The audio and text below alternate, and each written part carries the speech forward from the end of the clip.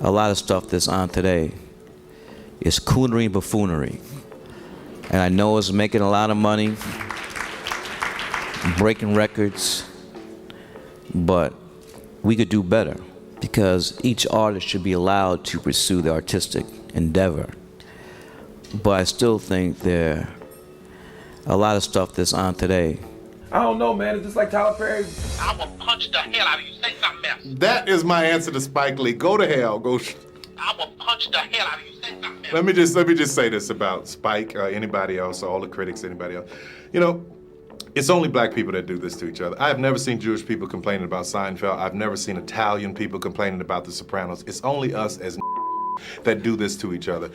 And I can't fix it. Booker T. Washington and W.E.B. Du Bois did it. For a long time, people in Hollywood and fans of their work wondered why Denzel Washington never worked with Tyler Perry. It seems strange because they are both very successful black men in Hollywood, and they both care about creating opportunities for black people in the movie business. Interestingly, Denzel Washington explained why he chose not to work with Tyler Perry, and his explanation is causing a lot of talk and debate. Denzel Washington said that Tyler Perry is not easy to work with. He explained that Tyler Perry makes the work environment for his movies and TV shows very difficult for actors and other people working on the productions. He also said that he doesn't agree with the way Tyler Perry portrays black people in his movies and shows. He thinks some of the characters are not shown in a positive or respectful way. This is a big deal because Denzel Washington is a very important and respected person in Hollywood.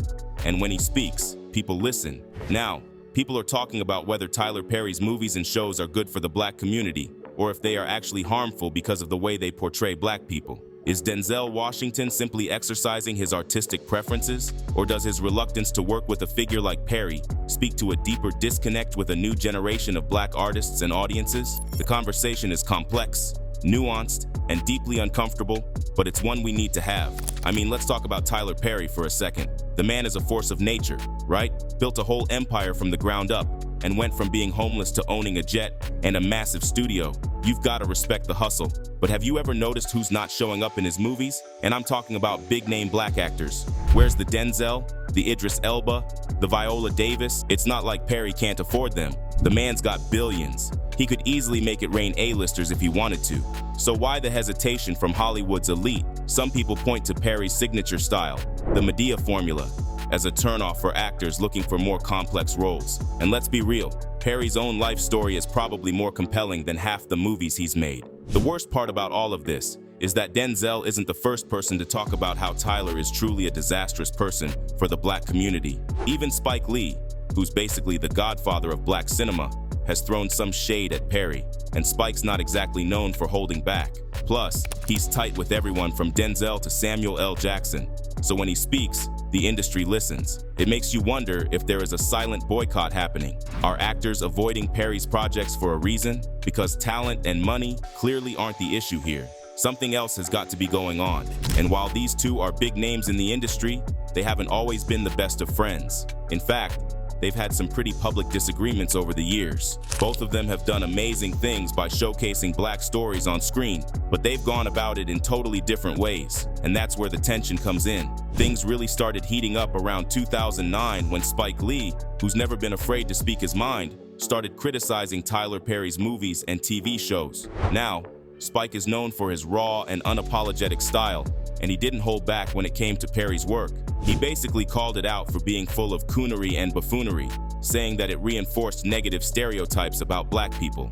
There's a school of thought that says, oh, we're not diversifying our imagery enough in our community yet. There are certain images, whether they be in plays or movies or music, that we flock to, whether we like to admit it or not. I'm wondering, is that just the black middle class saying, oh no, that's not what we want, but a lot of us wanting it? Well, I mean, this is a complex subject because each artist should be allowed to pursue the artistic endeavor.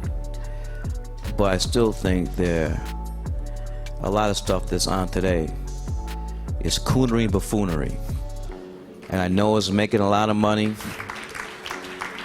breaking records, but we could do better. That's just my opinion. I mean, I'm a huge basketball fan, and when I watch the games on TNT, I see these two ads for these two shows, and I'm scratching my head. You know, we got a black president. You know, are we going back to Mantan Moreland and sleep and eat? He even went as far as comparing Perry's stuff to the kind of stereotypical stuff you'd see on, as he put it, the idiot box, a pretty harsh dig at TV in general. He basically said that by watching and supporting this kind of content, we're contributing to the problem. Now, to be fair, Spike did acknowledge that Tyler Perry is a smart guy who knows how to make a hit. I mean, the man has a huge and dedicated fan base. But Spike wasn't cool with the image that Perry's movies and shows were putting out there. He felt like Perry was prioritizing ratings over responsibility, even if it meant playing into harmful stereotypes. Yet, if those films, and I mean, we're talking about Tyler Perry at this point. No, I mean, look. John Singleton, you know, people came out to see Boys in the Hood. And they did Rosewood. Nobody showed up. So a lot of this is on us. A lot of this is on us. You know, you vote with your pocketbook, your wallet, you vote with your time, sitting in front of the idiot box. And the man has a huge audience, and Tyler's very smart. You know what he's done. He started out, you know, with these plays, and church buses would pull up, packed, and he's parlayed it into a, you know, bought his own jet. You know, you can buy a jet, you got money. But at the same time, for me, just imagery is troubling. So yeah, there's definitely been some friction between these two cinematic heavyweights. It's a complex issue with valid points on both sides. It really makes you think about representation, responsibility, and the power of storytelling. As you'd expect, a lot of people agree with Spike Lee on this one. They feel like Tyler Perry's style of comedy, while popular, often relies on those oversimplified and stereotypical portrayals of black people. And while Perry argues that he's creating jobs for black actors and bringing in tons of money, critics say that's not a good enough excuse to keep putting those kinds of images out there. It's like this. Imagine a drug dealer who's making bank and spreading some of that wealth around the neighborhood. Does that make their business okay just because some people are benefiting? Or think about those huge corporations that rake in profits and employ tons of people, but they also crush smaller businesses with better products by flooding the market with cheap stuff. The point is, just because something is profitable doesn't automatically make it right or good for the community in the long run. Spike Lee, on the other hand, has always been about making movies that celebrate black culture in all its complexity, without resorting to those tired old stereotypes. Sure, his films might not always be box office smashes, but Spike takes pride in the stories he tells. For him, it's all about showing love and respect to the black community through his art, even if it means challenging audiences and pushing boundaries. One of the biggest criticisms is how Perry's movies often fall back on those super stereotypical portrayals of black families and black culture in general. And then there are those over-the-top dramatic films where black men and women are shown as evil or just straight up messed up. Not exactly the most empowering representations, right? And then there are the behind-the-scenes rumors too. People talk about a toxic work environment, pressure to participate in religious practices, and whispers about Perry's stance on LGBTQ+ issues. Plus, a lot of people have pointed out that in many of his films, dark-skinned black male actors are often cast as villains. Like you said, it makes you wonder what's really going on there. I'm not a Tyler Perry fan, so this is what I got to say. It's funny how he got all this money to do everything but the right thing. And this lets me know that he's scared of white people and he has to stay in this weird box. And you're not the only one who's noticed this stuff. Even people within the industry, like Chris Rock, have spoken out about it. Remember when he joked about how there aren't many kind, respectful, dark-skinned boyfriends in Tyler Perry movies? He even brought up Tupac Shakur, saying that Tupac might be a political leader if he were alive today. But in a Tyler Perry movie, he'd probably be stuck playing the stereotypical bad boyfriend. It was a joke, sure, but it highlighted a real issue that a lot of people have picked up on. It's like there's this formula in a lot of Perry's films, and it often relies on outdated and harmful tropes. Chris Rock didn't hold back. He even joked, "I would hope Tupac's a senator, but he might be kicking Jill Scott down a flight of stairs." He was basically saying that the roles Tyler Perry offers often don't show the full range of what it means to be black. And then cultural critic Jamila Lemieux really brought the heat. She wrote this whole open letter to Tyler Perry that was published by the NPR. She was like, look, through your movies, the whole country has been laughing at one of the most important figures in the black community, our beloved matriarchs. She called him out directly about Madea, saying, I just can't get with seeing Mother Dear, played by a 6'3" man with prosthetic breasts flopping in the wind. Our mothers and grandmothers deserve much more than that. Lemieux's point was crystal clear. Tyler Perry might be telling Hollywood to back off in some ways, but he's also playing into these harmful stereotypes that don't do the black community any favors. So you've got Chris Rock, Jamila Lemieux, and a whole bunch of other folks all saying the same thing. Tyler Perry's casting and storytelling choices are kind of messed up. They're questioning how his approach might be affecting the film industry as a whole and how black characters are portrayed on screen. It's a big deal. A growing discontent is brewing beneath the surface of Tyler Perry's cinematic empire.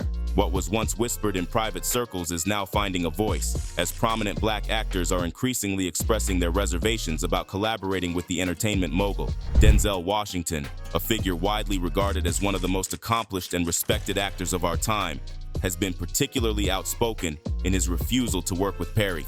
Washington, known for his discerning choice of roles and his commitment to projects that elevate and celebrate black stories, has made it clear that he finds Perry's brand of storytelling misaligned with his own artistic values. This sentiment is quietly echoed throughout the industry. A-list black actors, empowered by their success and increasingly conscious of their cultural influence, are no longer willing to compromise their principles for a role, no matter how high profile the project. They are seeking collaborations that offer them the opportunity to portray black characters with depth, dignity, and authenticity, a far cry from the often one-dimensional and caricatured representations that have become synonymous with Tyler Perry's work. Many even say that he makes work conditions really difficult. Mr. Perry comes in, everything changes. So we literally run the entire episode for him, and he hates it. Does that mean I have to learn a whole new script? Yes, that's what it means. So I don't know if you know this, but all shows on television have a writer's room. And most of the time there are 10 people, 12, whatever, that write all these television shows, right? Well, I have no writer's room. Nobody writes any of my work. I write it all. Why am I telling you this? I wrote all of these scripts by myself in 2019. What's my point? Work ethic. And he's not just horrible to the actors, but also to the team behind the scenes. It's so shocking because he has so many projects going on. He's such a busy man. How does he do it without a writer's room?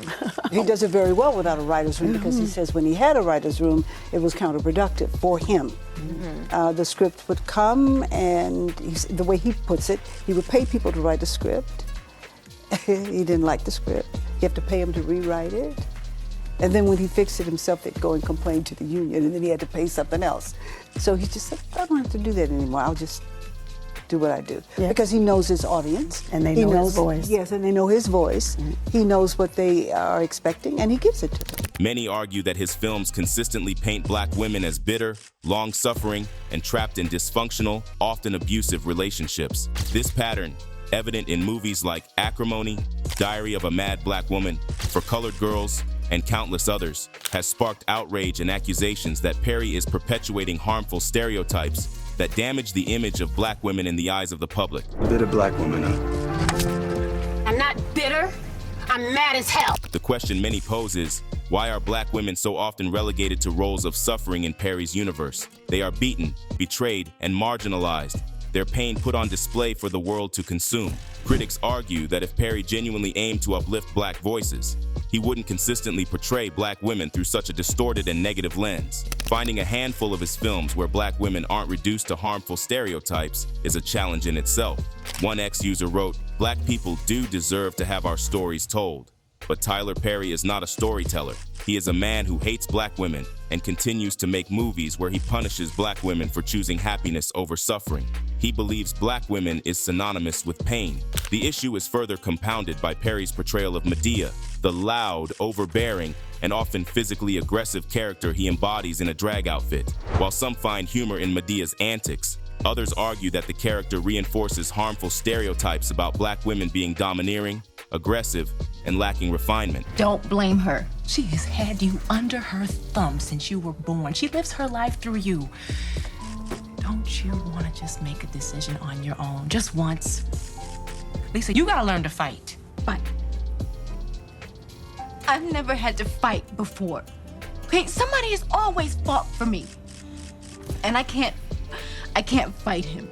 Even those who find moments of humor in Perry's work acknowledge the underlying problem. The concern is that these portrayals, consumed by audiences of all backgrounds, contribute to a distorted and damaging image of black women.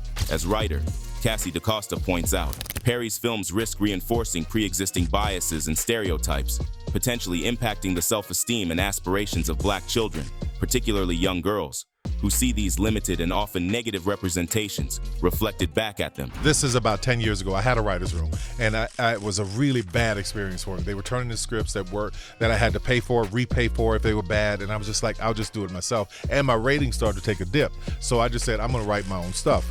But listen, The Have and Have-Nots is still the #1 show on Tuesday nights.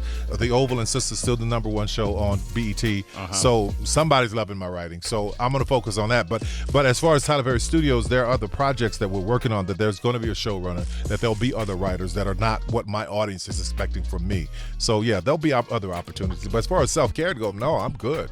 When you are a writer, they give you what's called combat pay if you can write something in 3 months. I write my whole season in 2 weeks.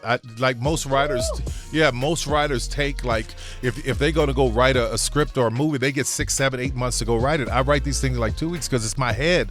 All this stuff is in my head, and my audience loves it. So I've been doing this for 25 years. I'm speaking directly to them. We speak a language, so I'm not going to change what I'm doing because people don't like that I write everything. And the worst part is that there are still many people who still support him. It's weird, isn't it? How can a filmmaker whose work is seen by many as deeply problematic and even anti-black still garner such immense support from within the very community he's accused of misrepresenting? It's a question that has sparked countless debates and exposed a complex web of factors at play. The lack of black voices in positions of power within Hollywood is a huge contributing factor. When representation is already so limited, there's a natural inclination within the black community to rally behind those who manage to break through, even if their work isn't universally embraced. It's a case of better something than nothing, as if any representation, regardless of its quality or message, is inherently valuable. Perry's success also stems from his ability to tap into a certain cultural familiarity. His films are filled with inside jokes, familiar tropes, and a shared cultural language that resonates with many black viewers. This creates a sense of connection and recognition, a feeling of seeing aspects of their own lives and experiences reflected on screen, even if those reflections are often distorted or exaggerated. But the black community is so much more than the narrow and often negative portrayals offered by Tyler Perry. To settle for his limited vision is to accept a diminished version of ourselves. It's time to demand more from our storytellers, to support and uplift those who dare to capture the full spectrum of black experiences, the joy, the pain, the triumphs, the complexities, in all their messy, beautiful, and authentic glory. One person wrote on X how to spot a Tyler Perry film. 1. Infidelity. 2. Domestic violence. 3. Unnecessary scenes. And 4. Unconnected plot twists. Sadly, this whole issue of colorism and stereotyping in Hollywood is far from new. It's like a stain that's been there for ages, and people are finally fed up and calling it out. It's not just Tyler Perry, it's a systemic problem that runs deep. Remember Harvey Weinstein? He was the first domino to fall, exposing the dark underbelly of Hollywood power dynamics and the allowed to fester for far too long. And now, with documentaries pulling back the curtain even further and revealing the predatory behavior of some major players, it's clear that this is not just a few bad apples, but a rotten system. The Me Too movement added fuel to the fire, shining a light on the rampant that women, particularly women of color, have faced in the industry. And then there was Kevin Hart stepping down from the Oscars over those homophobic tweets, and the Oscars So White campaign demanding more diversity and recognition for marginalized communities. Hollywood's reputation is definitely tarnished. It's gone from being this glamorous dream factory to a place associated with scandal, and a lack of accountability. Even the iconic Walk of Fame has lost some of its luster, with so many stars who were once celebrated now exposed for their harmful actions. It's like the whole industry is going through a much-needed reckoning, and it's about time. And while Perry should be fixing the decades-old issues, he's feeding onto them. Back in the 1940s, Hollywood was like the center of the universe, and everyone who's anyone is dressed to the nines for the Oscars. And then, this amazing thing happens. Hattie McDaniel won Best Supporting Actress for her role in Gone with the Wind. She was the first African American to ever win an Oscar. You'd think everyone would be over the moon, right? But here's the thing. Even though she won this huge award, Hattie was forced to sit at a separate table, all by herself, at the back of the room, away from the rest of the cast, away from the celebration. Can you imagine how dehumanizing that must have felt? Instead of her win being this huge step forward for equality, it just showed everyone how deeply racist Hollywood and America really was. Now fast forward about 80 years, you'd think things would be totally different by now, right? Like, we've had a civil rights movement, we've had a black president. Surely Hollywood has gotten its act together, right? They talk a big game about diversity and inclusion, but when you look at who gets nominated, who gets the awards, and who gets to tell their stories, it's clear to everyone that not much has changed since then. Remember the 2020 Oscars? Yeah, more of the same old drama. And don't even get me started on Lupita getting completely snubbed for her incredible performance in Us. Perry's built this whole empire, giving black actors jobs and telling black stories, which is amazing. But if you take a closer look at his movies and shows, there's this pattern that's hard to ignore. It's like he's stuck in this weird in-between space where he's giving black people a voice, but those voices are often stuck, saying and doing the same old stereotypical things. One person wrote on X, Tyler Perry's movies are more than just not for everyone. He's more than just lazy. He's a purveyor of misogynoir and anti-black stereotypes, and I'm never going to look away in the name of he hires black people. It's like there's this unspoken rule in Tyler Perry's universe. If you're a dark-skinned black actor, you're either the villain or stuck in some seriously messed up situation. Remember Steve Harris in Diary of a Mad Black Woman? He played Charles, the successful lawyer who turns into a complete jerk, dumps his wife for another woman, and then treats her like dirt. It's painful to watch, and it feeds into this harmful stereotype of the successful, dark-skinned black man who turns his back on his roots. One person wrote, Tyler Perry movies are bad depictions of black people. Black man beats wife, she finds God, and now everybody electric slide. One thing that really stands out in Tyler Perry's movies is how often the bad guys are dark-skinned black men. And it's not just that they're the villains, they're often shown being cruel or abusive to women. This has sparked a lot of criticism, with people saying it's harmful and just reinforces negative stereotypes about dark-skinned men. It's interesting though because Perry has other shows where he seems to be trying different things. There's Sistas, which focuses on 4 single black women. The tagline is single but never solo, so it seems like it's about their journeys as single women and all the ups and downs that come with that. But here's the thing, in a lot of the ads for the show, they show the women by themselves, not really as a group. It's subtle, but it kind of makes you think that even though they're there for each other, they're each on their own paths. And the show itself really digs into their lives, their dating dramas, their careers, their friendships. It feels more complex and real than some of Perry's other stuff. But no matter what, Tyler Perry's movies and shows always get people talking, especially on social media. People have really strong opinions about how he portrays black women, especially when it comes to relationships and the way they're treated by men. Some people find Tyler Perry's focus on the hardships black women face, especially in romantic relationships, to be a bit repetitive and one-dimensional. They argue that it paints a limited and somewhat negative picture, but then again, others say he's just keeping it real, showing the struggles that a lot of black women actually go through. And that's why his movies resonate with so many people. And then there's the whole Medea thing. Yeah, she's hilarious, no doubt. But some people like Dave Chappelle have a real issue with the whole black man in a dress trope. He even talked about it on Oprah, asking why so many black actors are asked to play female characters. He even told this story about how he was filming a movie with Martin Lawrence, and they tried to get him to wear a dress for a scene where his character escaped from jail. He flat out refused, saying he didn't need to wear a dress to be funny. What's even more interesting is that they were able to rewrite the scene super quickly, which made him wonder why they were so insistent on the dress in the first place. I mean, I'm a conspiracy theorist to a degree. Like when I connect dots that maybe shouldn't be connected, I don't know. But certain dots, like when I see that they put every black man in the movies in a dress at some point in their career, I'll be connecting them down like, wow, all these brothers gotta wear a dress. That's happened to me. I'm doing a movie with Martin. Yeah. The movie's going good. So I walk in the trailer. I'm like, man, this must be the wrong trailer because there's a dress in here. They come in. The writer comes in. I think he's the writer. He's like, Dave, listen, we got this hilarious scene where Martin's sneaking out of jail, so he disguises you as the and he put this dress on, and what? Nah, I'm not doing that. I don't feel comfortable with that. That should have been in the discussion. What? You don't feel comfortable with it? I mean, it's a hilarious bit. All the greats have done it. So, well, if all the greats have done it, it's kind of hacky, right? You're right. So why don't we just not do it? Because I don't feel comfortable wearing a dress. Oh, come on, Dave. Listen, we got it all set up. We're supposed to shoot. Every minute you waste costs this much money. You know, the pressure comes in. He said, I'm not wearing no dress, man. I'm funnier than a dress. Just give me something funny to say. I don't need to wear no dress to be funny. What am I, Milton Berle? You know, we're going like this. And then finally he's like, and he leaves. And then like the director comes, Dave, it really would be great if you wear the dress. What is wrong? What is this, Brokeback Mountain in here? So People on X are super vocal about hating his work. One wrote, "My thoughts on Tyler Perry have never wavered. He's a misogynoirist who lives to humble black women. I loathe him and his buffoon alter ego Medea. That made billions at our expense and has the audacity to want us to live on love. He can bite the deepest part of my groin." For Chappelle, it wasn't just about the dress itself. It was about a bigger issue in Hollywood where black actors are often pressured to do things that feel demeaning or unnecessary, just for the sake of a cheap laugh or to fit into some stereotype. Wear the dress. I don't want to wear the dress. I want to wear this dress.